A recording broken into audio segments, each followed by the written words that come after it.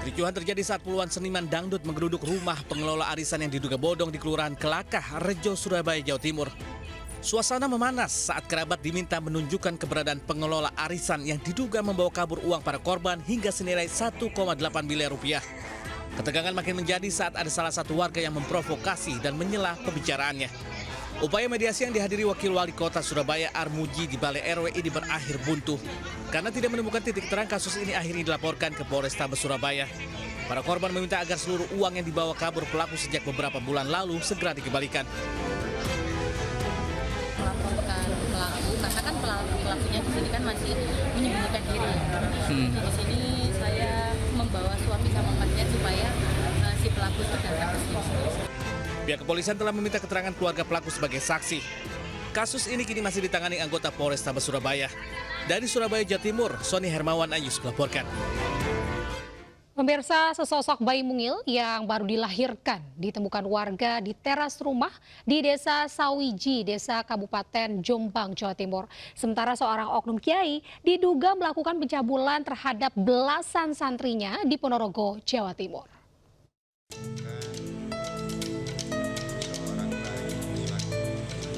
Sesosok bayi mungil tergeletak begitu saja di teras rumah warga di Desa Sawiji, Jombang, Jawa Timur. Bayi ini kemudian diserahkan kepada petugas puskesmas untuk dirawat medis. Saat ditemukan, kondisi bayi belum mengenakan pakaian dengan tali ari-ari masih menempel di perutnya. Warga menduga bayi ini sengaja dibuang untuk menutupi aib orang tuanya. Pemilik rumah sempat mendengar suara sepeda motor berhenti yang disusul dengan suara tangisan bayi. Setelah diperiksa, saksi melihat bungkusan kain berisi bayi. Cari-cari nggak ada, gak taunya di sebelah sini, di depan emper sini. Kondisinya seperti apa, Pak? Nah? Kondisi seperti apa bayinya? Ya dibungkus kain kudung, gitu aja. Tidak ada tanda pengenal, surat atau nama? Nggak ada. Kondisi bayi kini dalam keadaan sehat di Puskesmas Bayangan. Sementara polisi masih memburu orang tua yang tega membuang bayi tersebut. Dari Jombang, Jawa Timur, Mukhtar Bagus, iNews melaporkan.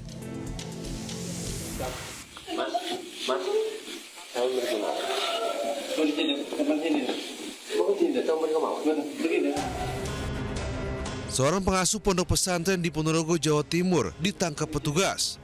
Ia terpaksa berurusan dengan polisi usai dilaporkan atas kasus pelecehan belasan santri. Kasus berawal setelah salah satu santri kabur usai mengalami pelecehan seksual dari terduga pelaku. Kepada keluarganya, korban remaja laki-laki menceritakan kejadian yang dialaminya. Keluarga korban berkomunikasi dengan santri lain dan alumni, dan ternyata sejumlah santri laki-laki juga turut mengalami pelecehan seksual. Masih kita dalami, nanti tolong rekan-rekan sabar.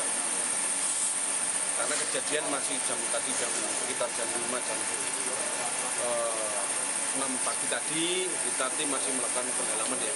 Laporannya seperti apa ini? Belum, tim masih melakukan pendalaman ya. Kini terduga pelaku masih menjalani pemeriksaan di Mapolres Ponorogo.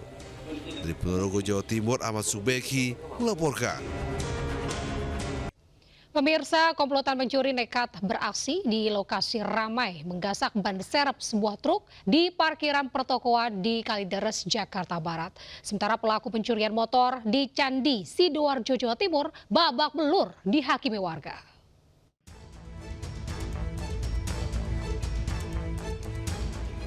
Kamera pengawas merekam dua orang beraksi di kawasan pertokoan Jalan Daan Mogot Baru, Kalideres, Jakarta Barat.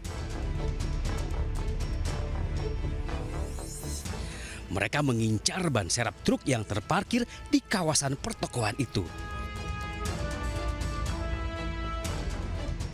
Komplotan pencuri ini nekat beraksi meski situasi di lokasi ramai lalu lalang kendaraan dan warga sekitar. Seorang pelaku menggunakan perkakas untuk mencuri ban serep yang berada di kolong truk. Rekan pelaku mengamati situasi di lokasi dan dua pelaku lain menunggu di dalam mobil. Usai dapatkan ban serep, komplotan kabur dengan mobil. Menurut petugas keamanan setempat, aksi pencurian ini baru pertama kali terjadi.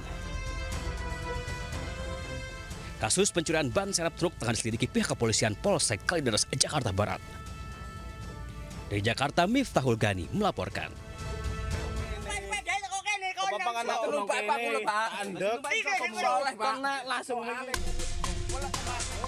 Aksi kejahatan pria 55 tahun ini di Desa Kedung Peluk Candi, Sidoarjo terpergok warga. Sutarno ketahuan mengambil motor milik warga setempat.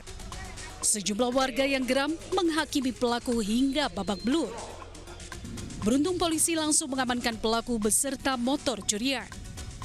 Kepada polisi, pelaku mengaku nekat mencuri motor karena butuh uang untuk membayar utang kredit bank senilai 5 juta rupiah. Untuk pemeriksaan lebih lanjut, pelaku mendekam di sel tahanan Polsek Candi, Sidoarjo.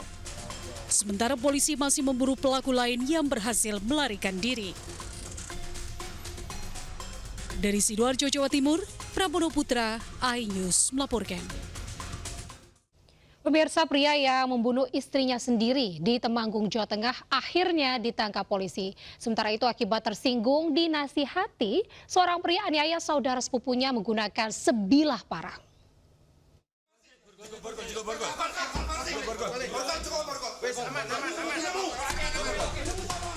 Tempat persembunyian seorang pria pelaku pembunuhan di sebuah gudang kecil di kawasan Kedung Temanggung dikepung polisi. Pelaku yang tidak berdaya pasrah, pelariannya berakhir di tangan Resmo Polres Temanggung.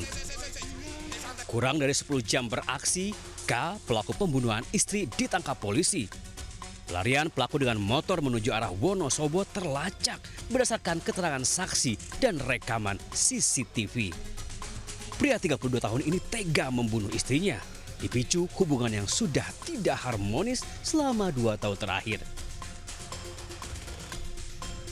Hubungan rumah tangga antara pelaku dengan korban sudah tidak harmonis, termasuk dalam hal pengasuhan anak. Nah, jadi korban mungkin dengan pelaku belum ada kesepakatan terkait anak. Seorang suami di Ngadirajo Temanggung tega membunuh istrinya di rumah. Aksi keji pelaku terjadi di depan mertuanya yang juga menjadi korban. Dari Temanggung, Jawa Tengah, Didik Dono Hartono, iNews melaporkan.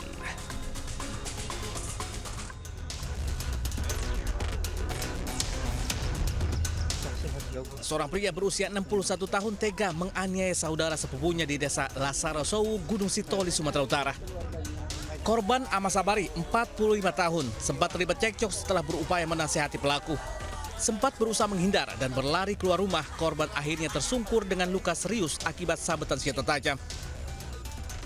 Beruntung nyawa korban terselamatkan dan dilarikan warga ke rumah sakit.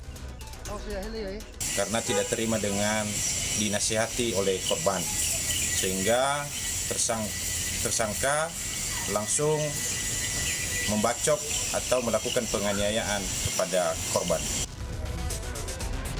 Pasca kejadian itu pelaku ditangkap penyidik tanpa perlawanan. Ia pun mengakui telah menganiaya korban. Dari Kepulauan Nias, Sumatera Utara, Iman Jayalase, iNews melaporkan.